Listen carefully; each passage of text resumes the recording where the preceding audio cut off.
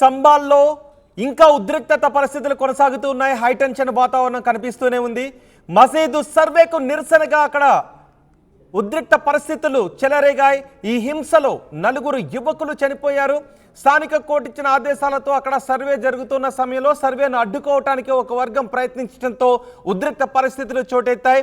అక్కడ మసీదు ఉన్న చోట గతంలో ఆలయం ఉండేది అని ఇరు వర్గాల మధ్య ఘర్షణ చెలరేగుతుంది. ఒకసారి మీరు ఆర్టీవీ స్క్రీన్ పైన చూడొచ్చు. ఘర్షణ జరిగిన సమయంలో ఎంతెంత రాళ్లు విసురుకున్నారు. 2 వర్గాల నేతలు రాళ్లు ఎలా విసురుకుంటూ ఉన్నారో మీరు ఆర్టీవీ స్క్రీన్ పైన చూడొచ్చు. పోలీసులు కూడా భారీగా మోహరించారు. ఈ ఉద్రిక్త పరిస్థితుల్లో ఘర్షణల్లో 4 చనిపోవడం అత్యంత బాధాకరం. 4 చనిపోవడం దురదృష్టకరం. సుమారు 50 మంది పోలీసులకు కూడా ఈ ఘర్షణలో గాయాలయ్యాయి. సంబాల్ జిల్లాలో ప్రస్తుతం ఇంటర్నెట్ సేవలను కూడా బంద్ చేశారు. అక్కడ స్కూళ్లకు సెలవులను ప్రకటించింది ప్రభుత్వం. యూపీలోని సంబాల్ ఘటనపై ఇటు ఓవైసీ కూడా సీరియస్ అయ్యారు. ఆయన మాట్లాడారు. కాల్పులను తీవ్రంగా ఖండించారు. ఎంపీ అసదుద్దీన్ ఓవైసీ అల్లర్లను అదుపు చేయడానికి ఒక దశలో పోలీసులు కాల్పులు జరపాల్సి వచ్చింది. ఈ కాల్పుల్లో 3 మృతి చెందడంపై ఓవైసీ కూడా ఈ ఘటనను ఖండించారు. సంబాల్లో జరిగినవి ప్రభుత్వ హత్యలు అని ఓవైసీ అంటున్నారు. సంబాల్లో మసీదు 20 సంవత్సరాలకు ముందు నుంచి ఉంది అని ఓవైసీ అంటున్నారు. కోర్టు ఏకపక్షంగా ఎక్స్పార్టీ ఆర్డర్ ఇవ్వటాన్ని ఓవైసీ తప్పుపడుతున్నారు. సంబాల్లో చూడండి ఒకసారి ఆ దృశ్యాలు. సంబాల్లో ఎంత దారుణమైన పరిస్థితులు ఉన్నాయో. ఘర్షణల సమయంలో ఈ హింసలో 4 యువకులు చనిపోయారు. పోలీసులు కాల్పులు జరపాల్సిన పరిస్థితి వచ్చింది. ఒకరికొకరు ఒక వర్గం మరొక వర్గం మీద రాళ్లు రువ్వటం మొదలుపెట్టింది. అక్కడికి వచ్చిన సర్వే అధికారులపై కూడా రాళ్లు రువ్వారు.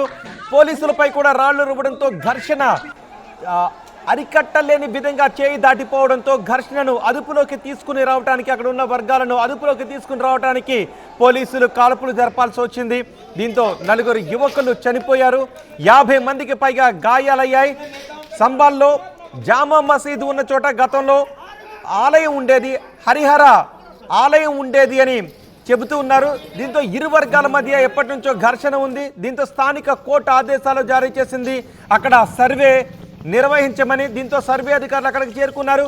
అయితే సర్వేను మరో వర్గం వ్యతిరేకిస్తూ ఉండటంతో అధికారులు సర్వే చేయడానికే ముందుకు వెళ్లడంతో ఒక్కసారిగా పరిస్థితులు అదుపు తప్పాయి. అక్కడ ఒక వర్గం రాళ్లు రువ్వడంతో పోలీసులు వాళ్లను అదుపు చేయడానికి అక్కడ నుంచి చెదరగొట్టడానికి ప్రయత్నం చేసింది. ఈ ఘర్షణ అదుపు తప్పి కాల్పులకు దారితీసింది. చూడండి ఒకసారి రాళ్లు ఎగిసి పడుతున్న దృశ్యాలు కూడా మనం చూడొచ్చు. పరిస్థితి ఒక వర్గం మరో వర్గంపై రాళ్లు రూకున్నారు. పోలీసులపై రాళ్లు విసరడంతో చెల్లా చెదరుగా పడి ఉన్న చెప్పులు ఎగిరి పడుతున్న రాళ్లను కూడా మనం ఆర్టీవీ స్క్రీన్ పైన చూడొచ్చు. నిన్న మహారాష్ట్రలోని సంబాల్ ఉద్రిక్తతలతో కాల్పులతో మారుమోగింది. ఒక్కసారిగా ఉద్రిక్తతలతో అట్టుడికి పోయింది. అక్కడ ఇంకా హైటెన్షన్ వాతావరణం కనిపిస్తూనే ఉంది. ఒక్కసారి ఆ ఆడియో విందాం. అక్కడ ఘర్షణ జరుగుతున్న సమయంలో ఉన్న ఆడియో.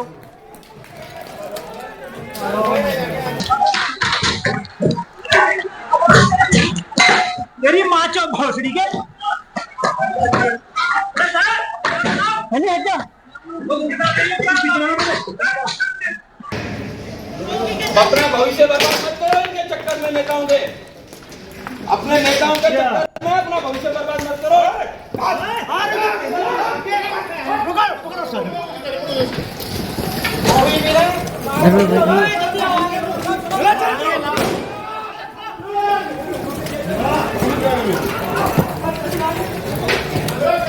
इस्तेमाल करना पड़ा। पुलिस ने कहा कि वो लोग जो यहाँ पर जो है वो नेतागिरी कर रहे हैं या नेताओं के चक्कर में आप जो है कानून व्यवस्था को बिगाड़ने की कोशिश कर रहे हैं, वो घरों की ओर चले जाए।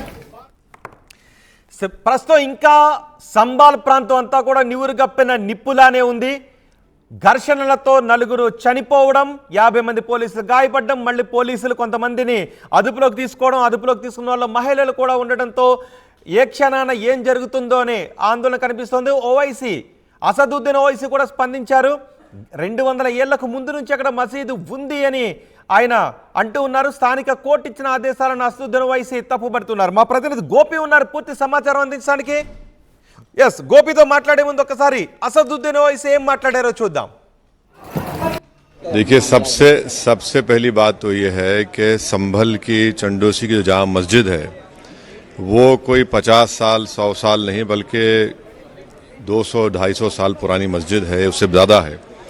वहाँ पर कोर्ट की तरफ से बगैर मस्जिद के जिम्मेदारों को कमेटी को सुने उन्होंने एक एक्स पार्टी ऑर्डर पास कर दिया, वो गलत है। दूसरा यह है कि एक बार तो आपने गलत ऑर्डर दिया, सर्वे हो गया, दूसरा सर्वे जब किया आपने किसी को इत्तला नहीं दी। तीसरी बात यह है कि पुलिस का ये काम था कि मस्जिद कमेटी को कॉन्फिडेंस में लेते या वहाँ की पीस कमेटी को। चौथी बात यह है कि जो सर्वे करने लोग आ रहे हैं वो प्रोवोकेटिव स्लोगन्स लगा कर आ रहे हैं, वो वीडियो उसका है, पब्लिक डोमेन में है। और उसके बाद जो वहाँ पर वायलेंस हुआ जिसमें 3 मुसलमानों को गोली लगी, उनकी मौत हुई, हम इसका कंडेम करते हैं। ये फायरिंग नहीं बल्कि मर्डर है। और जब से बाबरी मस्जिद राम मंदिर का जजमेंट आया, जिस बात को मैं पर्टिकुलरली कह रहा हूँ कि उस जजमेंट के बाद ये सब चीज़ें खुलेंगी और एक के बाद एक खुल रही हैं। ASI प्रोटेक्टेड मॉन्यूमेंट सब बातें करने का ASI के कानून में नहीं है कि आप उसका रिलीजियस नेचर चेंज नहीं, कैरेक्टर चेंज नहीं कर सकते। किस बुनियाद पे कर रहे हैं ये, और आप किस बुनियाद पर अपने फेथ को दूसरों पे थोपेंगे? भाई कानून कोई चीज़ है ही नहीं है। जिस दिन कोर्ट में सुनवाई होती है उसी दिन ऑर्डर हो जाता है, उस दिन सर्वे भी हो जाता है। ये तो 1948 में ऐसे ही होता है बाबरी मस्जिद में। तो ये जो फायरिंग हुई है ये फायरिंग नहीं है, मर्डर है। और जो भी ऑफिसर्स इन्वॉल्व है उनको सस्पेंड करना चाहिए और एक सिटिंग हाई कोर्ट जज की इंक्वायरी होनी चाहिए। ये सरासर गलत है, जुल्म हो रहा है वहां पर तो संभल में। ఉత్తరప్రదేశ్లోని సంబాల్లో ప్రస్తుత పరిస్థితిపై సమాచారం అందించడానికి మా ప్రతినిధి గోపి మనకు అందుబాటులో ఉన్నారు. గోపి, ఇప్పుడు ఉత్తరప్రదేశ్లో సంబాల్లో నిన్న అల్లర్లు జరిగిన చోట ఎటువంటి పరిస్థితులు ఉన్నాయి? ఇప్పటికే ఇది హత్యలు అని అసదుద్దీన్ ఓవైసీ అంటున్నారు, ఇది రాష్ట్ర ప్రభుత్వ హత్యలు, పోలీసులు చేసిన హత్యలు అని ఓవైసీ అంటున్నారు. ఇప్పుడు అక్కడ తాజా పరిస్థితి ఏంటి?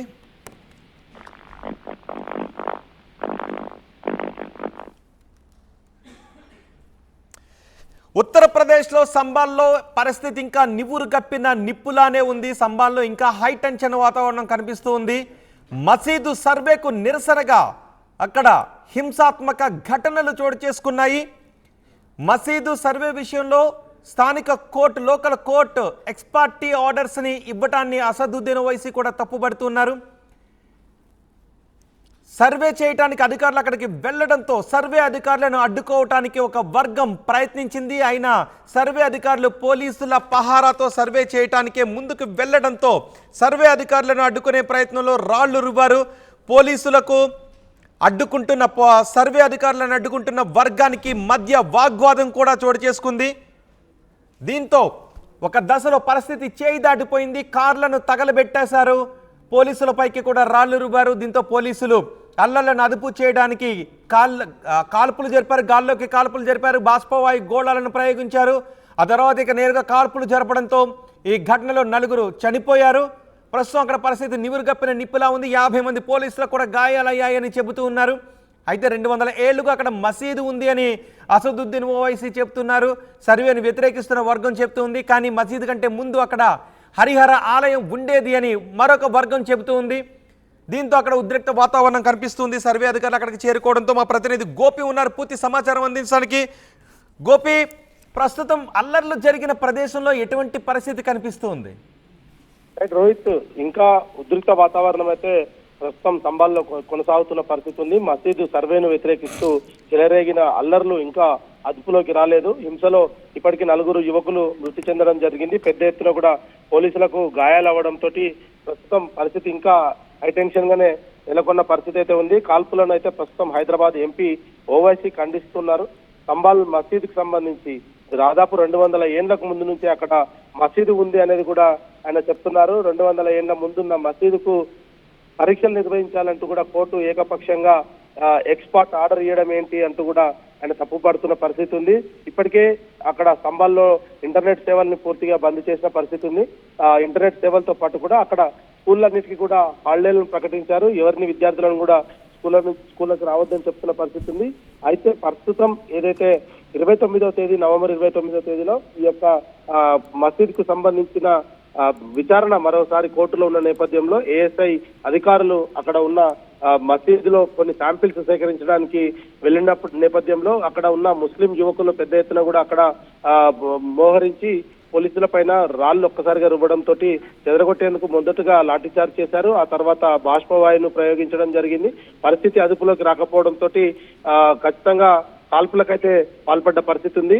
కాల్పులు ఫస్ట్ గాలిలో కాల్చినప్పటికీ కూడా ఎవరు కూడా అక్కడ పరిస్థితి అదుపులోకి రాకపోవడంతో కాల్పులు జరిగినట్టుగైతే పోలీసు అధికారులు చెప్తున్నారు. అయితే హైదరాబాద్ ఎంపీ మాత్రం దీన్ని తీవ్ర స్థాయిలో ఖండిస్తున్న పరిస్థితి ఉంది. ఖచ్చితంగా దీనిపైన పూర్తి స్థాయి విచారణ జరగాలి. ఇది ప్రభుత్వ హత్యగా అయితే ఆయన పేర్కోవడం జరిగింది. 200 ఏళ్ల క్రితం నుంచి కూడా అక్కడ ఉన్న మసీదుని ఇప్పుడు అక్కడ తవ్వకాలు జరపడం ఏంటి అంటూ కూడా ఆయన ప్రశ్నిస్తున్న పరిస్థితి ఉంది. ఏదేమైనా స్తంభాల్లో ఇంకా ఉధృత వాతావరణం అయితే నెలకొన్న పరిస్థితి మనకు కనపడుతుంది. రోహిత్, రైట్ గోపి, ఉత్తరప్రదేశ్ అంబాల్లో మసీదు సర్వేకు సంబంధించిన అంశం ఉద్రిక్తతలకు దారితీసింది. నిన్న ఉత్తరప్రదేశ్ను కుదిపేసింది, ఉత్తరప్రదేశ్లోని స్తంభాలను కుదిపేసింది. అక్కడ సర్వేని వ్యతిరేకిస్తున్న వర్గం ఆగ్రహం వ్యక్తం చేయడంతో కార్లను తగలబెట్టారు, పోలీసులపైకి రాళ్లు కూడా రువ్వారు. దీంతో పోలీసులు ఆ వర్గాన్ని చెదరగొట్టే ప్రయత్నం చేసింది. ఒక దశలో బాష్పవాయు గోళాలను ప్రయోగించింది. అయినా అల్లర్లు అదుపులోకి రాకపోవడంతో పోలీసులు కాల్పులు జరిపారు. ఈ కాల్పుల్లో 4 చనిపోయారు, 50 మంది పోలీసులకు గాయాలయ్యాయని చెప్తున్నారు. పరిస్థితి ఇంకా అక్కడ నివురుగప్పిన నిప్పులానే ఉంది. అయితే ఈ ఘటనపై అసదుద్దీన్ ఓవైసీ కూడా స్పందించారు. 200 ఏళ్లుగా అక్కడ మసీదు ఉంది. స్థానిక కోర్టు ఎక్స్పార్టీ ఆర్డర్స్ ఇవ్వడంపై, ఎక్స్పార్టీ డిగ్రీ ఇవ్వడంపై ఆయన అభ్యంతరాన్ని